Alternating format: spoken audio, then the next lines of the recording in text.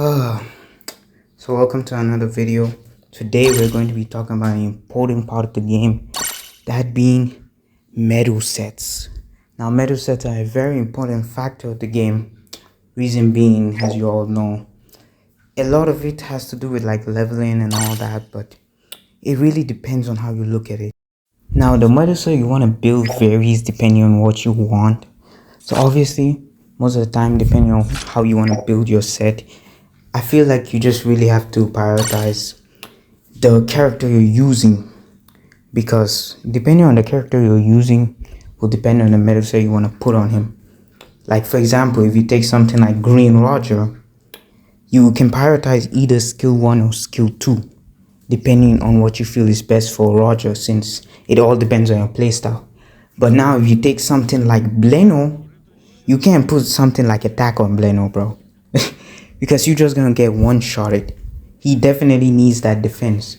So for some characters you need to go HP and defense. For some characters you need to go attack and HP. Some characters you need to go attack and actually mix in between HP and defense. There is actually a lot of ways you can build a medal set that's still effective, but it really depends on how you want the character to be. For example, there's a bunch of sets, like for example the Kaido set, that gives you skill 1 whenever you get hit. But in a meta where there's Kuzan and you know he reduces all your skills, and then there's a bunch of other characters there that also reduce your skill cooldown, I don't know whether multi-hits are really a thing. The only people that do multi-hits are mostly Sabo and Kuzan. Kuzan already reduces your cooldowns, and Garp just straight up one-shots you. So I don't know whether Kaido set is really that effective. I mean, there's Ichiji, but Ichiji is going to body you too. So I'm not saying that the Kaido set is not good, but there is different sets. Like for example, there's the Boa set. The Boa set gives you good amounts of skill cooldown reductions, so you can also use that. Or you could use the Luffy set, which is also a very good set for an attacker. Obviously I know some people don't have the Lucy medal, but you don't really need to have the Lucy medal in order to build the Luffy set. You can obviously replace it with another medal, or you can just replace it with Dressrosa Zoro. That medal is also pretty good for the Luffy set. So, and now another thing is event medals. Event medals come and go every now and then, but it doesn't typically mean that you need to have them. I mean, it's a W to have them nonetheless, but you don't necessarily have to have them. It's a choice, really. I mean, if you want, you can craft the medal. There's always going to be a duplicate of that exact medal later on in the meta, because most of the time event medals do come back again and again, because you know over time they mostly make the same medals. For example, the Kaido medal, which you can get with, I believe most people have Kaido. So you don't really need the event medal, but there are some event medals of Kaido people don't have. But in the Egghead arc, they gave it a medal that's exactly like the base Kaido medal, and that gives you skill 1 each time you get hit, with a medal that also gives you skill 2 each time you hit someone that's capping a flag. So with that type of medal set, you can obviously build a lot of medal sets with that, and it's exactly like the Kaido medal, just different traits. So obviously eventually most medals do end up coming back again eventually at some point in time. So just because you miss an event medal doesn't mean, oh yeah, you know, I'm never gonna get that medal again. It's obviously gonna come back at some point in time. You just have to wait, you know. Now when it comes to building a medal set, I would say for some characters that have 4 skills like Lucci, Ace and Yamato, and K-Law, I think there's one other dude with 4 skills. And you could also say the same thing about Shanks, but Shanks I feel you still need more attack. For characters that have 4 skills, you want to prioritize HP and defense, a mix between, because they don't really need as much attack, mostly because they have 4 skills. They already deal high amounts of damage, so you don't really need to prioritize attack most of the time that you're using that character. But if you're using a different one, like for example Roger, Green Roger, or Shanks, you can't really, from Red Shanks, you can't really just say HP defense is going to be good. In some cases it could be, but the problem with HP defense is that it's not that valid. Even with someone like Kuzan, if you're fighting like Ichiji, Sobo Mask, if you don't have any attack on Kuzan, you're not gonna break the shield. So if you want to prioritize doing that, you need some attack on that character. And for some people who use HP defense on Roger, it does work, but some of them have more hyper boost. So if I run HP defense on Roger and I have like 32 hyper boost, 31 hyper boost, it's not going to be the same as someone who has 2 or 3, because I have more increase in attack. So some people can get away with it, but not every single person. So if you do percentage damage, since Kuzan does that with his skill 1, once they dodge the skill 1, pretty much they can just get back on the flag. Now you could put the shield up, but they can also break the shield sometimes. So, you know, it's really, it really depends on how you want to build them. But now, some characters have similar traits, which is why you can build them similarly. For example, Roger and Shanks are the main focuses of this video for the most part. They have very similar traits because Shanks gets skill 1 by 50% when he has less treasure, and Roger gets skill 2 by 50% when he has less treasure. So going with skill 2, you can have even more cooldown reductions, or you could even prioritize skill 1 with Shanks and get more cooldown reductions, or you could do skill 2, you know, which from Shanks, and you can go with skill 1 for Roger.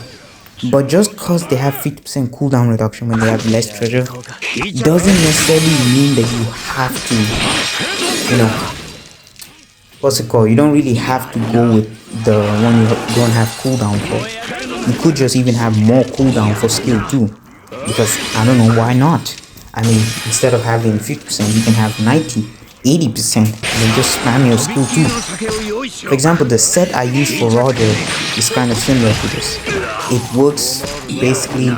I made that metal set during when Esnik and Kaido were heavily meta, and at that point in time, everybody removed your attack increase, bro. You had Esnik, you had Kaido each time you get knocked back. On top of that, you had Gop. So the best way for me to be able to deal damage was basically to stack and then just send it back. So the metal set is still good in this meta, especially since a lot of people rely on status effects like Kuzan, you know, a lot of Kuzans, and then you also have Incinerate, Anti-Heal, Claw. So you can still kind of, you know, get away with going with skill 2, but when Gop pulls up, you already know, bro. Flatline. But it doesn't mean that you're not going to be able to tank it, because Roger does heal by a lot, but it doesn't mean just because he heals, you're going to survive. Because if it's a fully stacked drop with a lot of hyper boost, you're basically finished. It's just that simple. It doesn't matter even if you go with HP defense or whatever, bro, you're gonna get flatlined because he deals way too much damage. So that's why you need to try and dodge the blue hole the best you can sometimes, and if you can't do that, then you know it's pretty much cooked. And on top of that, he does have a shield, so even if you look at it like, oh, you know, I can still just dodge the blue hole, he still has a shield you have to deal with. And sometimes they even have galaxy impact. So if you build those type of characters correctly, like Green Roger, Gop, and you build them with a unique set. A unique set is basically when you make a set that's specifically good for that specific character, like with the set I use for Green Roger. You know, if you build a specific set, you can basically get cooldown reductions for your medals instantly, or your skills. So whenever you use a skill, you can get it right back. That's why sometimes when you fight Gop or you fight Kuzan, you can see like they instantly get their skill back, even though they just used it, because of the type of metal set they use. So like for example, let's say you build a metal set specifically for warlords, compared to someone who's using a universal set, which is basically like Kaido, Boa, Luffy set. You're going to be able to more likely win using the exact same character. For example, Jinbei, you may be able to win because of, you know, you build a metal set based off of Jinbei, compared to just a universal set, you know, because you're going to get more cooldowns, more traits, and it's based off your playstyle, so it's easier for you to, use your skills. For example, one of the best medals for the Egghead arc was the Chopper medal, which is when you down someone, you get skill 2 by 4%. This medal is very good because a lot of people cannot get knocked back right now. Kuzan cannot get knocked back, then Garb cannot get knocked back, then Shinru also cannot get knocked back. Jesus Burgers, a lot of defenders are there that cannot get knocked back. So having a medal set that gives you skill 2 when you down someone is actually such a big advantage. So building a medal set according to the meta is pretty reliable, but it doesn't mean it works all the time. Because it varies. Because obviously meta is constantly changing, so you can't say, oh, this meta, these characters are good, so obviously if I make a medal set that's good in this meta, it's gonna work in the next one. No, it's not gonna work in the next one. You'll be lucky if it even works in that meta. So you gotta build according to what you feel is best. If you don't have the materials to make a unique set, just make a normal set. It's not that, it's not that big of a deal. Not everybody is a whale and can spend a lot of time making medal sets. So universal sets are fine. It's just sometimes universal sets don't really cut it, That's why you have to build your own medal set. And if you don't build a medal set, you never know how to properly, put traits and all of that. So that's why it's a very important thing you do. Because once you learn how to do it, the next time a good medal comes, you'll be like, oh, this medal might not be good, but if I combine it with this medal, then it actually might be useful for me to have. That's why you need to sometimes craft medals, even if you feel like you don't want to use it, because you never know. You never know when you might need that medal, bro. For example, one medal I missed out on was, I think it was during Progaris medal or something like that. When ally in your team dies, it reduces your skill 1 like 4%. That medal is actually very good for somebody who's using Kobe. So let's say you don't have certain medals, you could literally use that medal with Kobe and it would give you a good amount of cooldown reductions each time someone gets killed. So that's why sometimes, even if you feel like the medal is not that good, it might be good in the future. But another thing I think people don't talk about is the non-event medals. Regular medals are actually very good, despite them not being heavily meta. Believe it or not, they're actually very, very good. For example, if you're using Odin, the Odin medals, if you have V2 of Odin, you can get anti-heal reduction and put that with Kuzan with the V1, and that will give you extra damage reduction because you would have Whitebeard tag and Roger Pirate tag. Both tags together would give you a lot of damage reduction just off of that alone. So building a set like that would be very good for someone like Kuzan who has a lot of defense. You now have a lot of damage reduction and anti-heal reduction. And if you really feel like it, you could even have the Odin V1 medal. It will give you stun reduction by 70%, and now you'd have a stun reduction set and also be tanky. And that would be good on someone like Whitebeard who gets countered by Dark Roger. So you could catch him off the flag, immediately after he hits you, you can just instantly, hit him with your skill 1.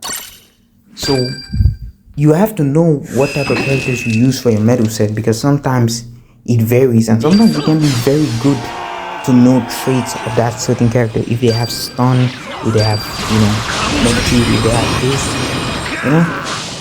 For example, some characters have 80% reduction, which sometimes is better than just nullifying status effects, because having nullification of status effects sometimes is not an advantage. Like for example, if you're fighting Akainu, if you don't have if you don't nullify status effects, you won't reduce his cooldown by 15% compared to if you nullify incineration. So he won't spam skill 2 as often as he does to someone who nullifies it. So you can help your teammates by basically not being immune to incinerate compared to someone who is.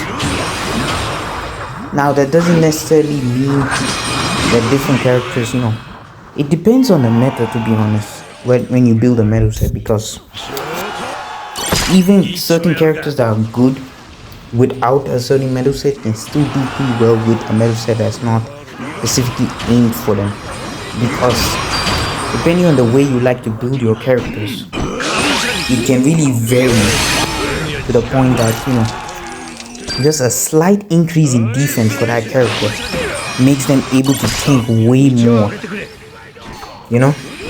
because if you're able to tank way more, like for example Alba, if you run ice ball reduction, or you give him even a little bit of defense, you'll be able to tank most of Bob's attacks, which is a major upgrade compared to not having ice ball reduction or Alba or any defense increase. Now even if it seems like it's just a little bit of defense, that little bit of defense can help you tank a lot of attacks. Like seriously, it can help you tank a lot of attacks, even if you feel like it's just slight increase in defense, it doesn't really change anything. That slight increase can help you survive a blue hole. Even like someone like Fullmetal Shanks, bro, if you give him slight amount of defense, he can tank a lot of attacks, bro. Especially if the character is boost 4. Boost 4 doesn't typically make the character that much stronger, because if that character is like, if you don't have the hyper boost, it won't really change anything. And that's the thing, because if the character doesn't have that much hyper boost, it won't really change the way the character is, because if someone has a 250 hyper boost and someone is using a boost 4, even if that character is boost 4, if he does not have a lot of hyper boost, if you fight someone with 250 hyper boost and a level 80 guard compared to someone with 30 hyper boost and a level boost 4 guard, he would still get one-shotted, even by a level 80 with 250 hyper boost. That's how much of a difference it makes, with hyper boost. So for example, one of the best examples is Shino of the Rain, because Shino of the Rain, you can use HP, you can use defense, you can use damage reduction, you can use skill 1, you can use skill 2, any Medusa you want, basically using that character, because he's so well built to the point that any Medusa you put on Shino is basically bound to succeed. But it depends on it depends on the way you like to play Shino. Of course, you may not want him to be tanky, you may want some attack, but if you add that with your support percentage, for example, if you run a damage reduction set without any attack, when he gets below 50%, he gets 100% increase in damage with his M1s and his skills. So even without any attack, you're still going to be dealing a lot of damage with your support percentage. So it stacks. So depending on the characters you're using, it can be easier or it can be harder to make a Medusa. So you gotta be careful the way you invest in your business, because if you're not careful, you may mess up the Medusa and then you have to start all over again. But if you're smart, you'll be able to build it in advance without having to But one of the most important factors when it comes to building Medusa is trades. Your transfer trades, you need to make sure you're stacking those constantly, because without those you're not ever going to be able to make a Medusa set. So you have to make sure you're watching that whenever you're making a Medusa set for a character, because you never know when that's going to be an important factor, which most of the time it is an important factor when you're making a Medusa set.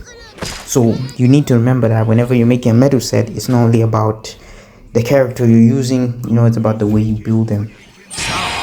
So at the end of the day, to be honest, even with a bad Medusa set, some characters can still have an advantage. Like for example, if you're using Whitebeard, the Prime Whitebeard, and you use the Roger medal that increases damage dealt by 5%, you deal more damage to Roger pirates. Same with Gob, since he already has a trade that allows him to deal more damage to our other pirates, it will basically allow you to deal more damage, so you're more guaranteed to one shot them compared to, you know, other characters. Since, you know, the way you build that character basically, you know, aims towards that. Now it doesn't typically mean that you need to put that medal, but if you're using something like Kaku or Fujitora, using a medal that increases damage against Straw Hats, or like Who's Who, would change the amount of damage you do to them, because, you know, those characters are Straw Hats and our character is built to defeat those kind of characters. So depending on the character you're using, you know, you can change it up and just kind of put that medal in there to do some extra damage, even if it is sacrificing some traits, you know. So some of these medals, even though they seem trash, might still be good at building the medal set. So basically, universal sets are good overall, and unique sets are good for more severe situations. And depending on the meta set you build, it may strive or it may, you know, fall off depending on the meta that you're in, because since the meta is constantly changing, the medals that are good and the medals that are bad are constantly changing as well. So you need to keep that in mind whenever you're making a medal set. So this is going to be the end of the video. If anybody has any questions on different type of medal sets or recommendations for different characters, I may have popped some in the video, so